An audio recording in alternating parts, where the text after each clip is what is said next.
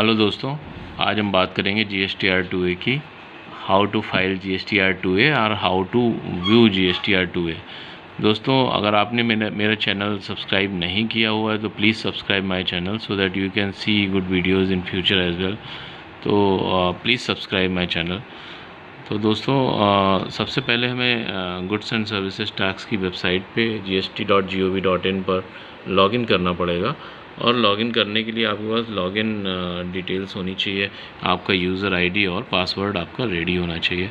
तो अगर आपने अभी रजिस्ट्रेशन नहीं कराया है तो आप रजिस्ट्रेशन करा सकते हैं। मेरे दूसरे वीडियोस देख के आप करा सकते हैं रजिस्ट्रेशन, और उससे आपको आपकी लॉगिन यूज़र आईडी और पासवर्ड मिल जाएगा। उसके थ्रू आपने रजिस्ट्रेशन करना है और फिर आप अपने रिटर्न्स फाइल कर सकते हैं on a regular basis, monthly basis और quarterly basis, whatever option you choose. तो दोस्तों, वेबसाइट पे लॉगिन करने के बाद हमारे सामने ये रिटर्न डैशबोर्ड खुल जाता है। Return dashboard, create challan, view notices and orders. तो ये हमने इस पर क्लिक करना है, रिटर्न डैशबोर्ड पे। रिटर्न डैशबोर्ड पे क्लिक करते ही हमारे सामने ये ऑप्शन खुल जाएगा कि आप कौन से फाइनेंशियल ईयर के लिए रिटर्न फाइल करना चाहते हैं, वो आपको चूज़ करना पड़ेगा। और return filing period for which particular month और quarter you want to file. तो कौन से मंथ के लिए आपको फाइल करना है वो आप यहाँ पे चूज़ करके इसको सर्च कर सकते हैं।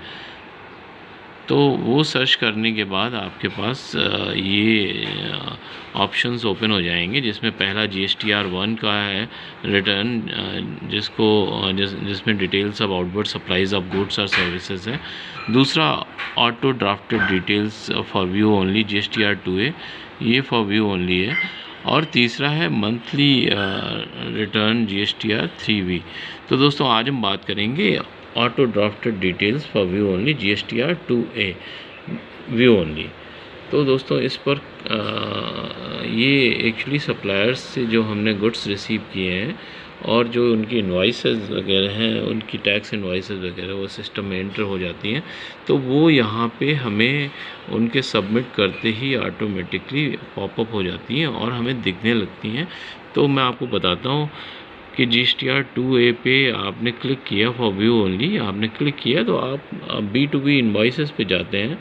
तो यहाँ पे पार्ट ए में B2B इनवॉइसेस है, दूसरा क्रेडिट और डेबिट नोट्स है, तीसरा अमेंडमेंट टू B2B इनवॉइसेस है, चौथा amendment to credit debit notes है।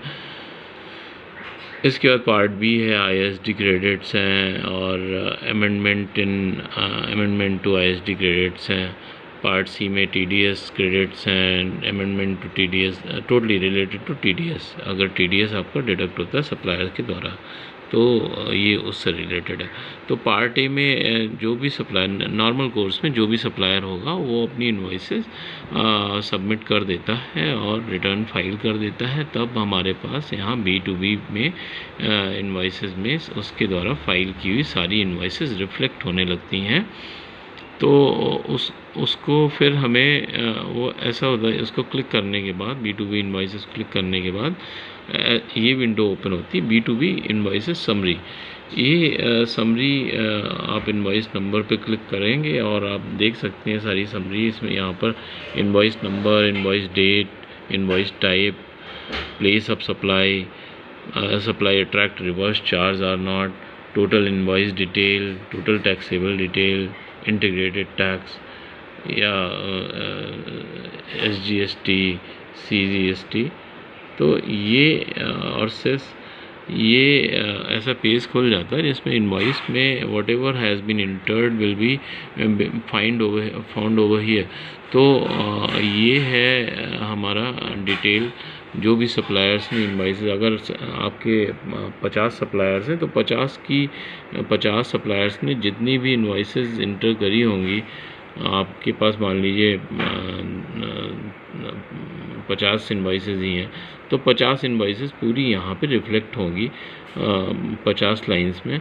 तो वो आप देख सकते हैं, आप चेक कर सकते हैं कि वो इनवॉइस की अमाउंट सही है, इनवॉइस की वैल्यू सही है, टैक्सेबल वैल्यू सही है या नहीं है, इंटीग्रेटेड टैक्स, CGST, SGST सही है कि नहीं, वो आप चेक करके अपने सप्लायर को इन्फॉर्म कर सकते हैं कि क्या सही है फर्दर और क्या आगे सही करना है। तो ये इन्फॉर्मेशन बहुत ही यूज़फुल है, आपको मंथ टू मंथ बेसिस पे चेक करते रहना चाहिए कि आपने जो भी गुड्स परचेज़ किए हैं उनकी एंट्री यहाँ पे आ रही है या नहीं, ये बहुत ही इम्पॉर्टेंट है। अगर नहीं आ रही तो आप अपने सप्लायर्स को इन्फॉर्म करें कि वो अपने रिटर्न सबमिट करें प्रॉपर कोर्स में, प्रॉपरली, प्रॉपर टाइम में, तो तभी आप इसको देख पाएंगे, और जब आप इसको देख पाएंगे तभी आप रिटर्न 3B भर पाएंगे। तो दोस्तों ये फॉर्म बहुत ही इम्पॉर्टेंट है। तो इसमें आपको केवल व्यूइंग ऑप्शंस हैं, इसमें आप अमेंडमेंट नहीं कर सकते हैं फिगर्स का, या कोई भी चीज़ ओपन नहीं कर सकते हैं फर्दर। तो ये आप व्यू करने के बाद इसको ऐसे ही छोड़ सकते हैं, क्योंकि इसमें ऑप्शन व्यू करने का ही है और कुछ भी नहीं है। तो इस तरह से आप GSTR 2A को व्यू करके उसमें कोई करेक्टिव मेजर्स हैं वो ले सकते हैं, और GSTR 2A ऑटोमेटिकली आपके GSTR 1 और GSTR 3B के साथ में डीम टू बी फाइल्ड मान लिया जाता है। ऐसा है दोस्तों thank you for subscribing my channel, और thank you for listening to the video. मैं आगे भी कई वीडियोस पोस्ट करूंगा GST और इनकम टैक्स पे। Please keep on watching. Thank you for subscribing once again.